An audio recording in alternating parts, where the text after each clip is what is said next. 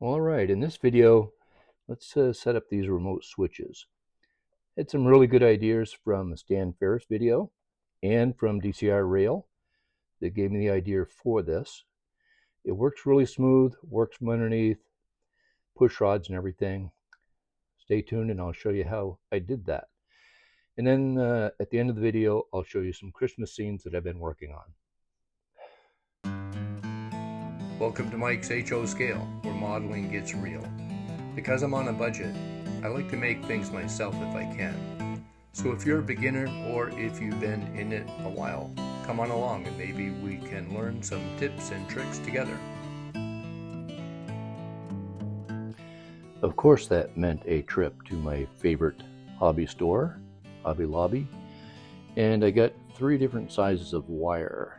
I'm always looking for some of this, so I've got 3 packs, and I'll figure out which size works best for this. I want to start out by cutting this paper clip right there, I guess. Looks like it will work fine. Need that piece, and I need this piece too. Going to heat it up just a little bit.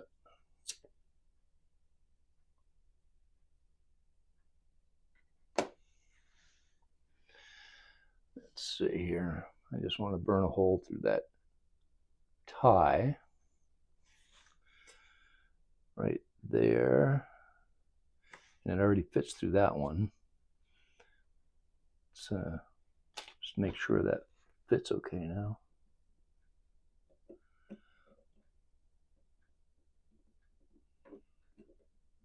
Yeah, that's going to work fine. Now to bend this paper clip into a spring, I think I'm going to need about that much.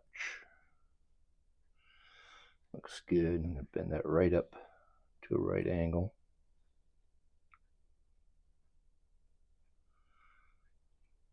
Pretty close. And now I've got to spread it apart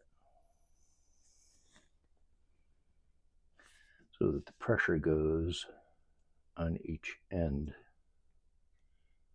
Theoretically, should work. Let's see what she does. Holds over there. Very nice. Spring loaded. Should hold the rails against the active rail very nicely. Because I don't know what this is going to look like when I actually put this on the layout, I've got to try a couple of things here. One is it is holding over. That's what I want. And I've got to get this to stay up here somehow. Now, the other guy bent these tabs over, but as you can see, there's not a lot of room to do that. Unless I put one in with a little longer tabs, a little longer bends in it.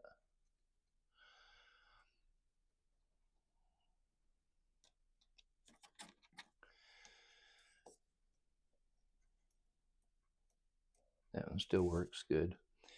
And can I bend those over up here? I'll have to get another pair of needle nose pliers and give that a try. So I don't know what that's going to look like to do this, or if I even can. Let's just see what happens here. If I damaged or broke anything.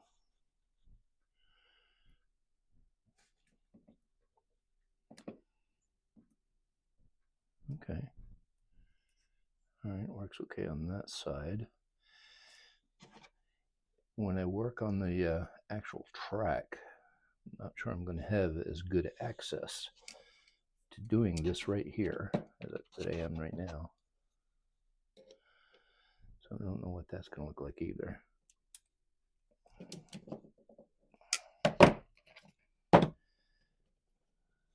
So I was able to bend that over, that rail back in place.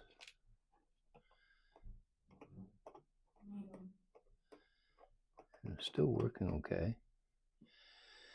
Sticks up a little high. I could trim that off with my rail clippers.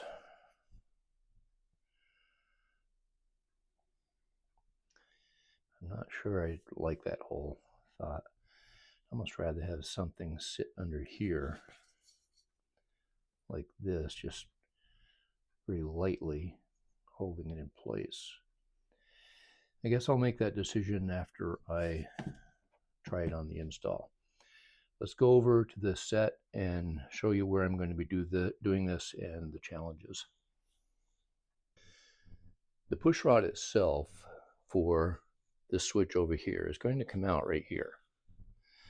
So I've got to go through here with a rod underneath, of course, this way, and then angle it over to the switch. Let's take a look at that closer.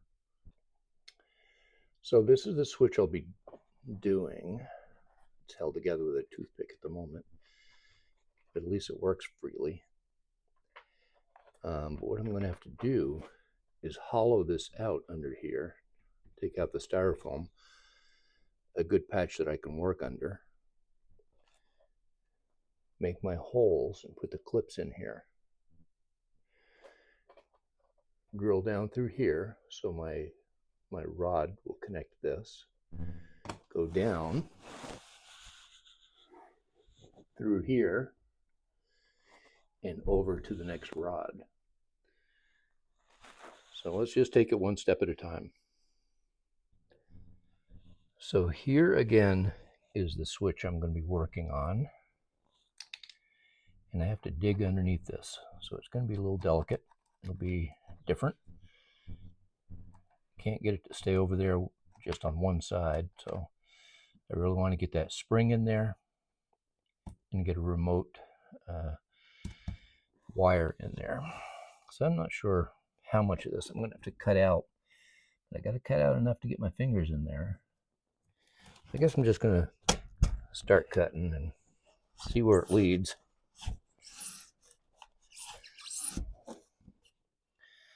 Two inches deep, so I know I got to take that all the way down there.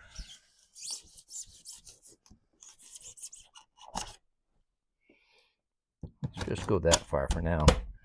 See what happens.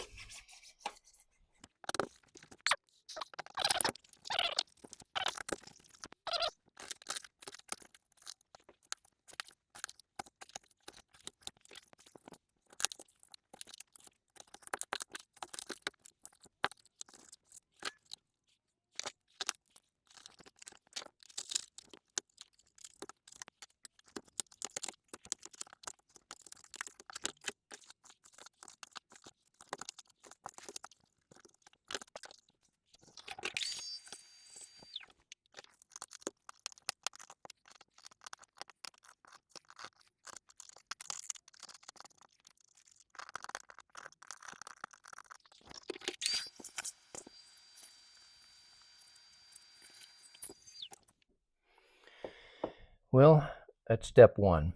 I got enough cleaned out in there. I can get my fingers under here so I can get the spring in okay. This is still intact. I can drill my push rod through. And I've got good play in here. A couple other little things I want to dig out of here, I think. But I've got to retool now, get this mess cleaned up, and we'll get right back to it. All right, one of the last things to do up here is to make sure the hole in that control arm is large enough to receive the wire I want to put in it. I'm going to just widen it out a little bit. I want to make sure it'll rotate back and forth okay.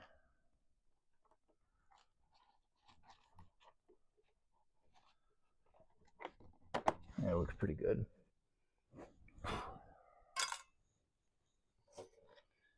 Let's see if that'll fit in there.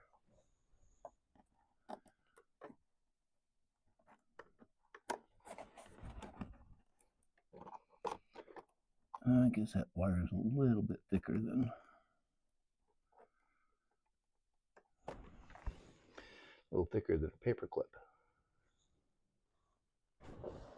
Well, it took some doing, but I finally did get that to slide through there okay. I kind of like the way that came out. I'm going to figure out where I want to drill my hole now.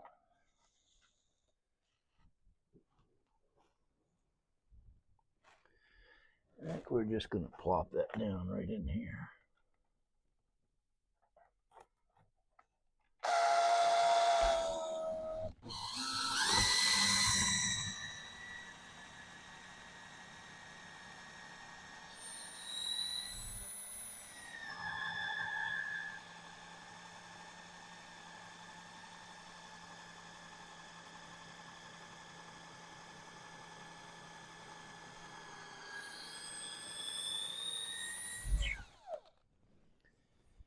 Now, I know that went kind of hard, but that's because I'm drilling all the way through a 2x4 as well. Just happens to be where that switch is coming out. It does go down in there nicely. Just going to check underneath here. Is that right where I want it? I'm going to get a proper bend in there, but first I'm going to put the cap on it. It's going to help it from moving, stop from moving around. I'm going to put a proper bend in there. Let me just get another tool. I actually don't need another tool. I just need to know where I want to make that bend. That is going to be right there. I'll put a 90 on there. Stick that back in.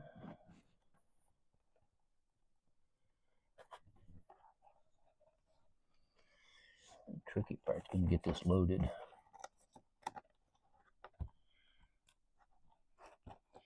Fortunately, it's resting against that styrofoam, so that's going to help. The styrofoam will give a little bit.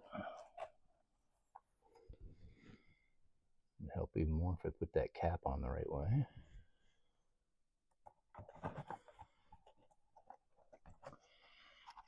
There we go.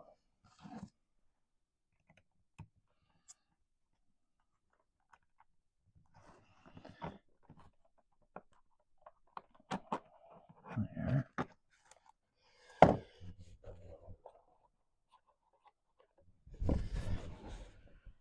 See how that'll work. Yeah.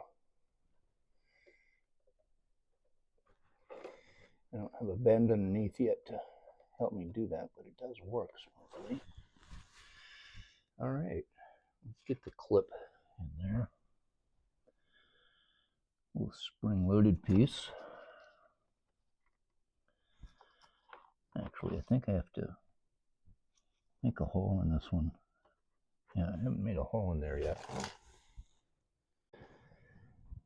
I think at some point I'm just going to invest in a small drill set.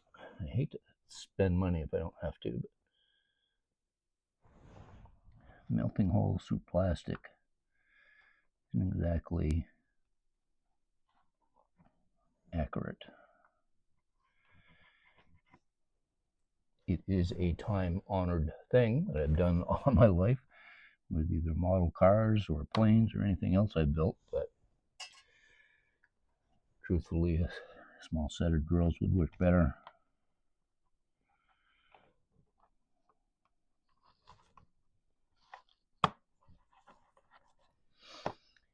Okay, it's going to fit all right. The other thing is getting my fingers in there, bring it up through.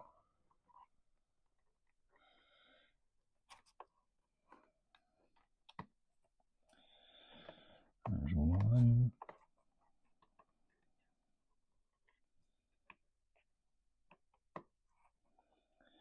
Get that one to stay. And there's the second one.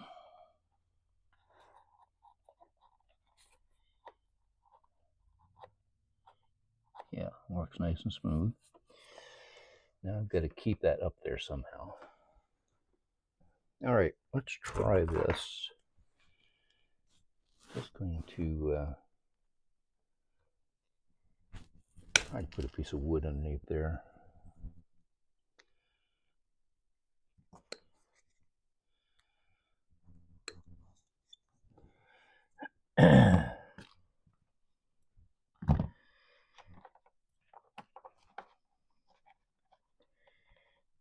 Cut that off right there. So I can cram that in there between the styrofoam.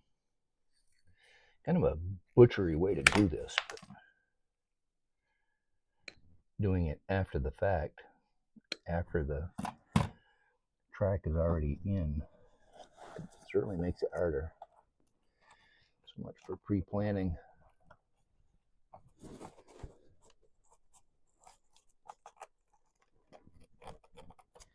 Want that up there as close as I can. Still give it its freedom, which it has. That's fine.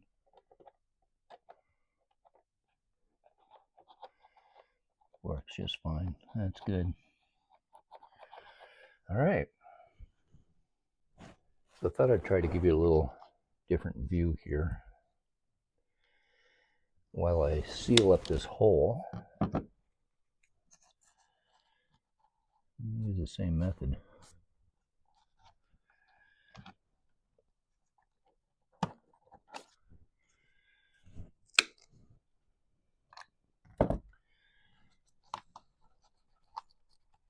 Maybe. And I'm just going to hot glue that stuff in place.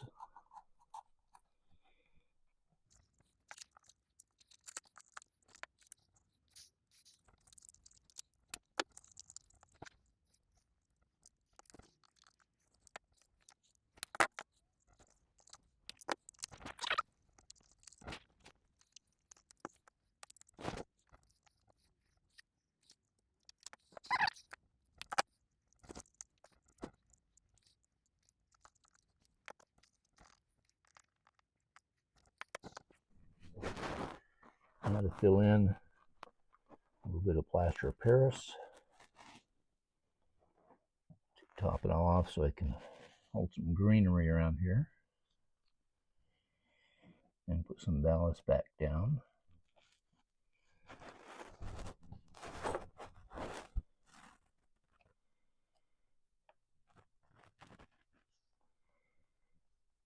Keep my pins clear.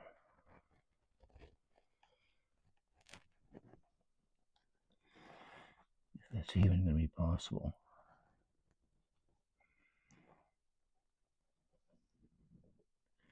How am I going to hide that? Good question you ask.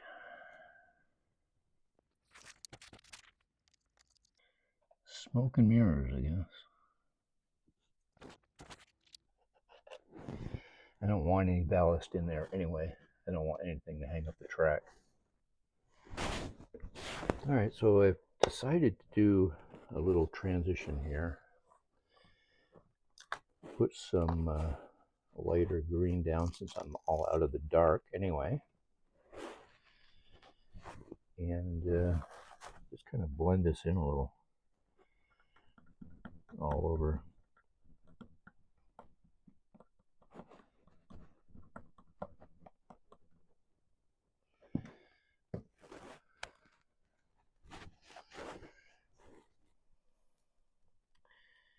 I'm going to let it ride right up next to the rail with the green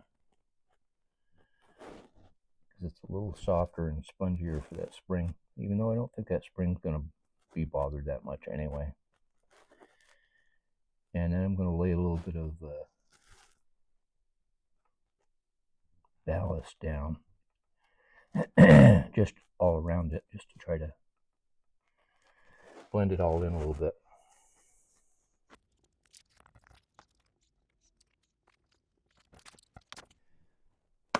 And then we'll cover it up a little finer, something a little bit finer. Fill in any gaps and further blend it. Yeah, that'll work. A little bit of alcohol. break that surface tension so glue sticks down in there better, soaks in everywhere. Little Elmer's glue water mixture, and we'll just put that everywhere in here. Not sure if I have enough left in this bottle. I may have to go mix up some more, but we'll see.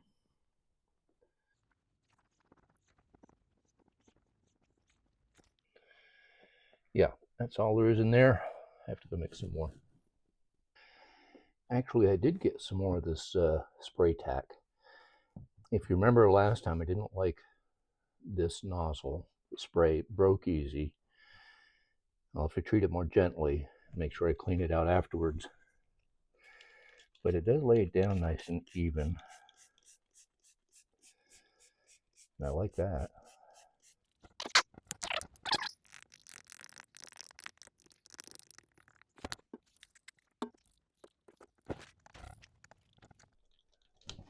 Alright, it doesn't really work very conveniently. You can't hold it at an angle. Hold it straight up and down. Makes it very inconvenient for doing this sort of thing. For this, I'm just going to go mix up some other glue. So this should do the trick here. Plenty of surface tension. Gone. That's good. Alright. Make sure we get this down.